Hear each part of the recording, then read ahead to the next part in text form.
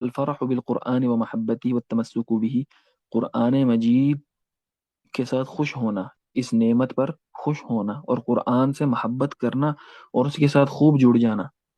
جیسا کہ شیخ صالح عثیمی اپنے ایک محاضرہ بنا مملکت المفسر کے اندر کہ مفسر کیسے بنتا ہے، اس محاضرے کے اندر کچھ چیزیں بیان کرتے ہوئے فرماتے ہیں کہ شیخ عبد الرحمن دوسری جو پچھلی گزشتہ صدی کے عالم دین گزرے ہیں رحمہ اللہ، جب ان سے پوچھا گیا کہ مفسر کیسے بنا جاتا ہے، اس کا کیا طریقہ ہے، تو آپ نے فرمایا سب سے پہلی جو چیز ہے وہ کیا ہے؟ الفرح بالقرآن الکریم، قرآن مجید کے ساتھ خوش ہونا.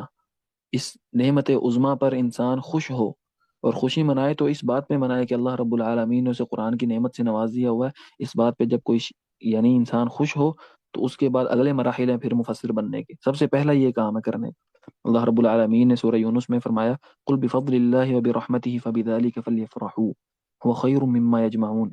اے نبی صلی اللہ علیہ وسلم آپ کہہ دیجئے کہ لوگوں کو چاہیے کہ خوش ہوں. کس بات پہ؟ اللہ کے فضل اور اس کی رحمت پر خوش ہوں.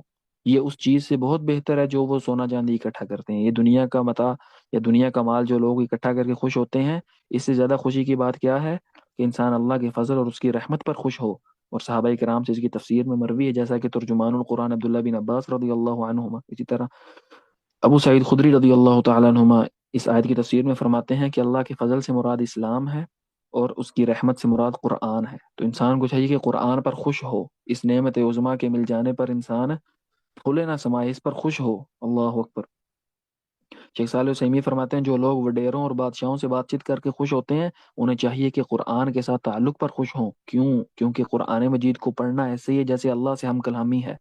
جیسا کہ اللہ سے انسان ہم کلام ہوتا ہے. حافظ حکمی نے منظومہ میمیہ میں فرمایا هو الكتاب الذي من قام يقرأه كأنما خاطب الرحمن بالکلم. جو قرآن کے ساتھ قیام کرتے ہوئے قرآن پڑھتا ہے وہ گویا کہ رحمان کے ساتھ مخاطب ہے. اور یہ معنی حدیث میں بھی مروی ہے، جیسا کہ نبی علیہ السلام نے فرمایا کہ جو شخص الحمدللہ رب العالمین نماز میں پڑھتا ہے تو اللہ رب العالمین اس کا جواب دیتے ہیں. اسی طرح سورت کے آخر تک آپ نے فرمایا اللہ رب العالمین مختلف جواب دیتے.